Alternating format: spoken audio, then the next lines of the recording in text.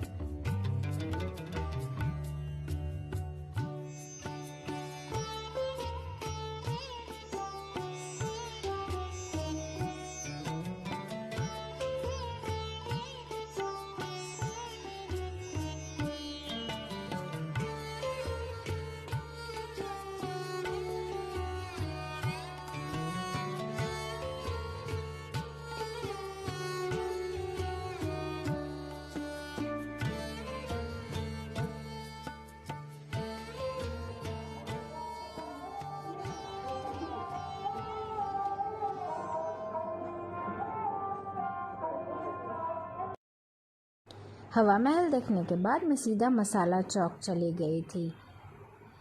मसाला चौक में मेरी एक दोस्त मुझसे मिलने आई थी, जिसके साथ मैंने कुछ वक्त स्पेंड किया। यहाँ पे हर तरह के पकवान और खाना हमको मिल जाते हैं।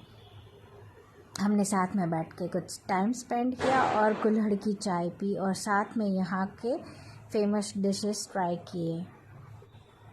मैंने राजस्थानी दाल बाटी चूरमा ऑर्डर किया था, जो कि यहाँ की काफ़ी फेमस डिश है। और फिर कुछ साथ में टाइम स्पेंड के हम अलग हुए। अगर आपको ये व्लॉग पसंद आता है तो please subscribe, like and share.